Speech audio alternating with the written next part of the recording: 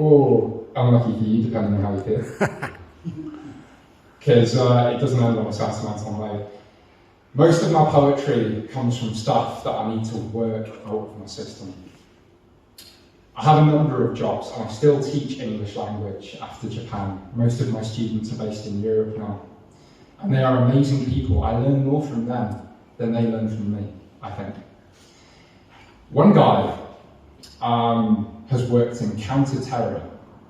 What a job. And he said that he went recently to conferences in Geneva and Cologne.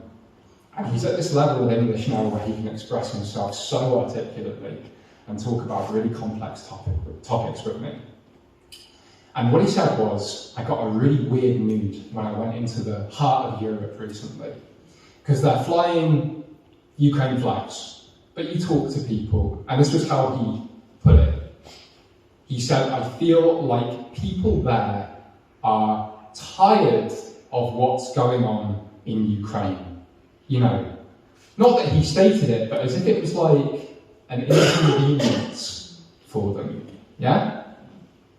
So, if you're feeling that way, this poem, which we'll finish on, is called Back to Normal. Feeling tired of this? No more fire for this? No more ire towards that great liar for this? Do you sit and brood about the food it's harder to afford due to conflict abroad since they can't export, now that all the ports have been seized, assets freezed, people brought to their knees? The bad news grates and costs inflate, but it's not us being beaten or raped, forced underground, pushed out, shot down, with airstrikes levelling our towns to debris and dust, ash and rust. Are you bored of this now? Are you no longer fussed?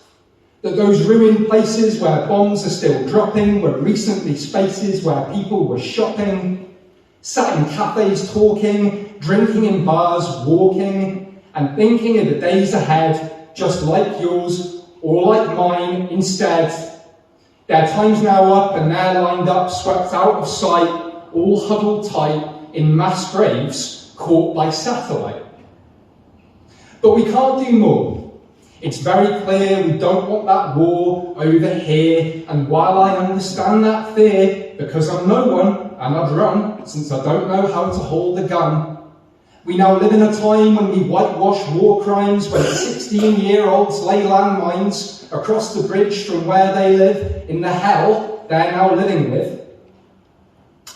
But maybe so that we can get better sleep and to see oil prices be slightly more cheap, we can all forgive and forget, continue to live and let the tyrants who rip nations out by their roots rinse all the blood right off their boots, and have the open wounds be staunched so nuclear missiles aren't launched.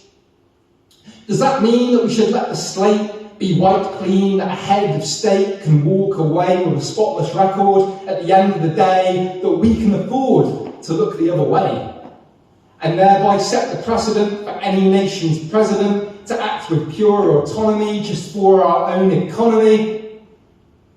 It is one form of evil to lash out in violence, another to sit and eat your fill in silence, to cover your ears and make yourself blind to the pain and tears of humankind. Thank you. Thank you.